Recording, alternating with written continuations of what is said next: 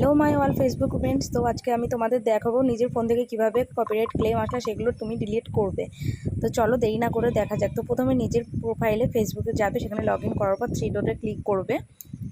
তো তারপর এই যে একদম নিচে গিয়ে হেল্প অ্যান্ড সাপোর্ট সেখানে ক্লিক করবে।